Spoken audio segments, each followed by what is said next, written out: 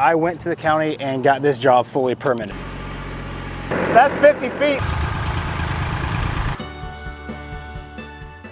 Welcome to our latest project. We're building our dream barn. So this will be another budget-focused build, but we're also gonna have a lot of cool features in this barn, including some animal stalls, a hay loft, a workout area, and a lot of storage.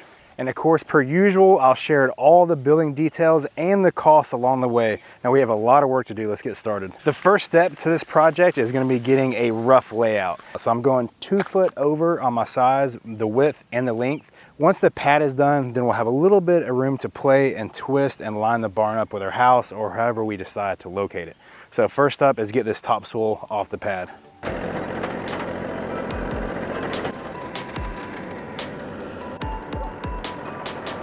That's 50 feet. Good job, dude. Good job. All right, there's a lot of different ways to strip topsoil, but I don't have a skid steer, I just have a tractor with a tiller, so that's what we used. I tilled the top 4 inches, now I'm gonna put a box blade on, scrape all the stuff off, and then we'll kind of be able to judge how much fill dirt we have to bring in, because we can't build the barn right on this topsoil.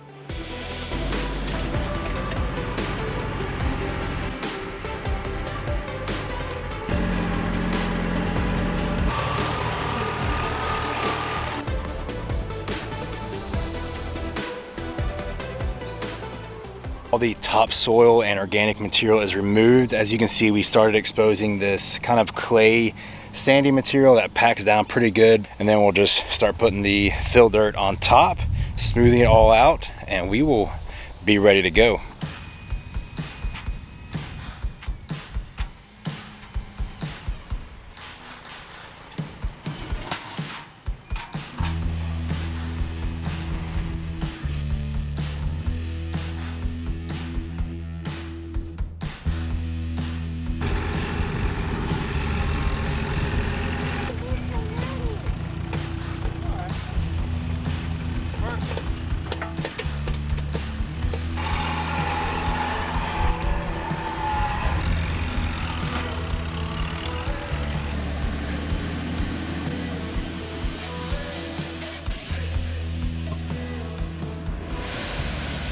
We brought in 8 loads of dirt. Now what we did is pulled off all the topsoil. We had about 8 to 10 inches of this. This is really kind of brown organic matter. This is a piece that's dried out. And all this organic matter eventually will break down and just become soft. So that's why you really have to rip all the topsoil off and replace it with fill dirt. This is the fill dirt that we brought in, 8 loads of it. It is more of a clay based. As you can see, it sticks together. This will just make for a much more permanent and long lasting structure for your pad. So now that the pad's done, now we're gonna start pulling our lines. So I'm gonna set my corner pins square off the back of my shop, and then I will mark our constant line for the barn. Our constant line is gonna be the front of the barn. That's what I'll square with the back of the shop. So here's a string I pull from the back of the barn. Pretty simple. You measure off any kind of structure you want, make sure that line's square. That line is brought all the way out to the front of the barn. Now to set my first 2 pins for the front, I'm going to use these bolts. You can use anything. I like using these metal bolts because you can measure from the top. Same distance off our constant line. So we're right about 65.5. Here's our other corner right here. So 65.5 as well. And our barn is going to be 39 feet wide. Now I have my 2 tape measures indicating the corner pin for the back of the barn. The first tape measure is going to display the length. I'm right at 48 feet. My second tape measure I'm going to run off the front corner, and this is going to give me a diagonal length. That diagonal length you can get from using the Pythagorean theorem, and it'll set exactly where this back pin should be. That way your building will be square, and we will do this on both sides of the back. Crossing the 48 feet mark for my length, and my number I need to be at is 61.84. So right there is the back corner. Pretty close. Now we'll set the other one.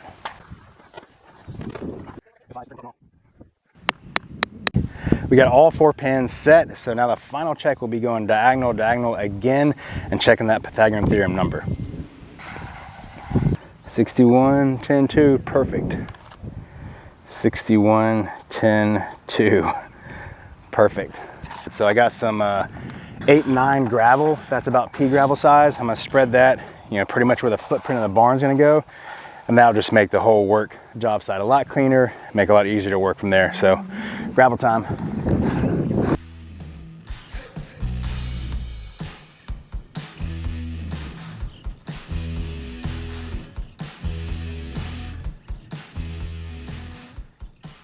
So the corners of the barn are now laid out. Now we're gonna put up our batter boards. There's a couple different ways to do this. What I like to do is use one, 4 to 6 foot 2x4 and set it off on your corners. That way you catch both strings on this batter board from your width and from your length. And we're gonna make this run right over top of this pin, and then one string going to the back, it will again run right over top of the pin as well. And we're gonna do this on all 4 corners. This is gonna stay here until we get the footers dug up.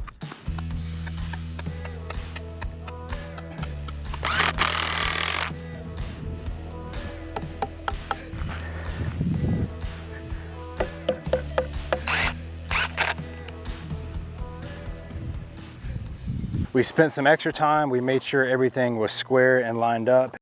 We made our outer square first, which was the first batter boards we put up.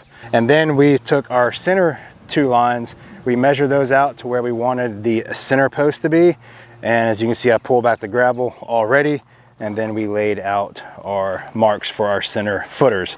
This is what's called a monitor barn. Let me show you guys exactly what we're gonna be building. So this is what we're actually building. It's a monitor barn. So you can see it has the center sections and then the 2 shed roofs on each side. Pretty standard layout. I went to the county and got this job fully permitted. Now what I did is I took these plans, I had these drawn. Now keep in mind, these are mainly elevation plans. These are not like building spec plans, meaning they'll show you your elevation sizes, your heights, your widths, your footprints, but it's not gonna show you exactly how to build it. Now if you're building a house, these are gonna tell you exactly how to build it and you have to stay with those parameters. But in our county where we live, it's a very agricultural friendly county. So I took these plans to our county to get our permit. The one thing they requested that we have is a site layout. Now what a site layout is your property layout, and it will show your whole property, where your house is, if you have any garages. I have a detached garage, so it's located right here. What I did, this was filed with the county. I simply printed this out and I drew exactly where the barn is going to be built, and I measured it from my property lines. The main thing that my county was concerned with was the barn being on or close to our septic system or too close to the parameters of the property line distance. So we have certain setbacks. Every county is going to be different. I laid mine out and it was completely fine and exactly where they wanted it, so they signed off on it, and then I got my permit. That is it. That's all you have to do to get the permit, and then I'll put this up and display it. That way, in case the county drives by, they can look in the box and I'll have all this stuff labeled in there, and then that's that. We'll probably have a few inspections on it. They'll probably do a framing inspection, and then once I put a little bit of electrical in there, they'll do an electrical inspection. And after that, once it's finished, they'll come back out and do the final inspection and hopefully sign off on it. And if we have to make any adjustments, we will cross that bridge. When we get there, we'll adjust stuff. No big deal. Call them back out to re-inspect. So it's that simple. Hopefully that helps out a lot of those people that are wanting to do a full permit process. Like I said, this is not that hard, and this permit for this barn cost me right at $400 for my county. So it's pretty simple. So now we're gonna get this thing laid out, and we're gonna look at our footer plans for this, make sure our measurements are double checked and on point, and then we're gonna punch some holes in the ground. Good.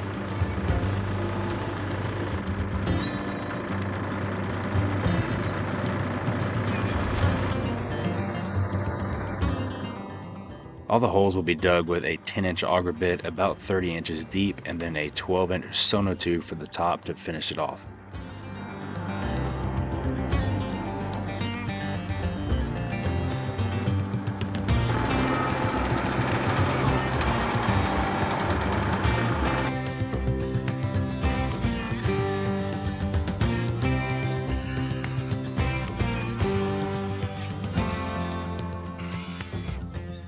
I cut about 4 to 5 inch pieces off my 12-inch sonotube and used those above the ground just to help finish the concrete. Raise it slowly and then shove the dirt.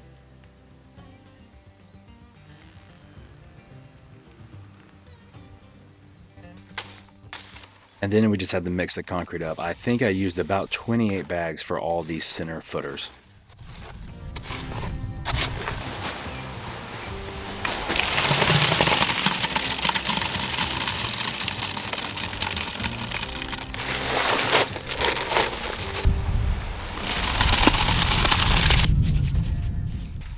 This turned out to be a pretty long work day, so luckily the family jumped in to help to finish the rest of the holes.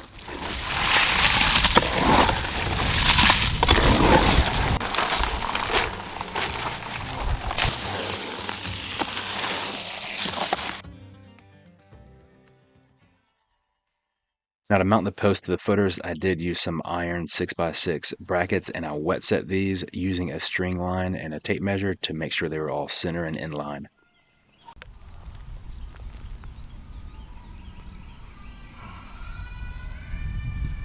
It's the next morning and our post anchors is set up perfectly. You can see these are nice and solid in these posts. A couple of them are a couple inches off from where I'd rather them be, but it's okay. So this is gonna be some work, so I'll put you guys on a time lapse and start standing up these posts, hopefully 2 at a time.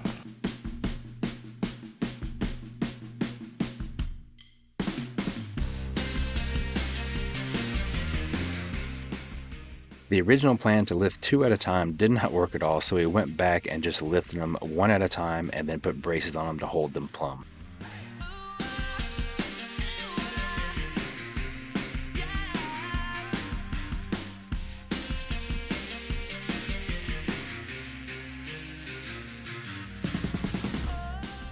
So the first 2 posts definitely gave us a hard time, so I had to come up with another plan. This was my plan too. I came up with a DIY homemade boom lift on the front of the tractor, and this thing worked perfect. It allowed me to get the rest of the poles up way safer and by myself.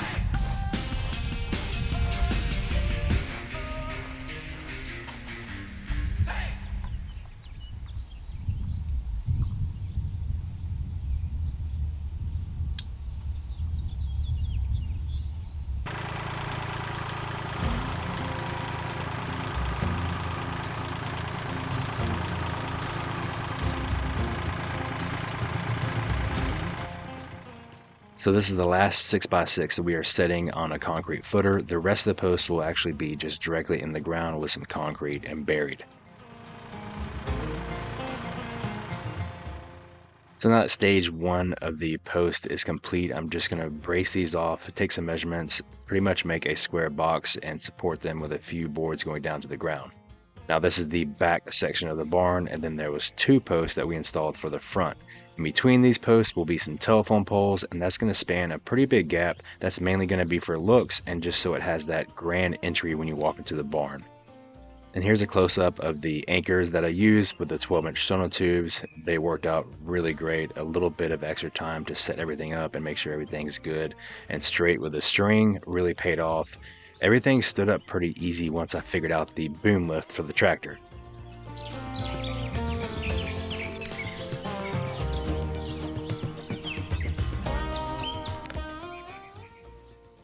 Stage 1 of our barn build is complete. Thank you guys for watching. If you have any questions, please leave them down below.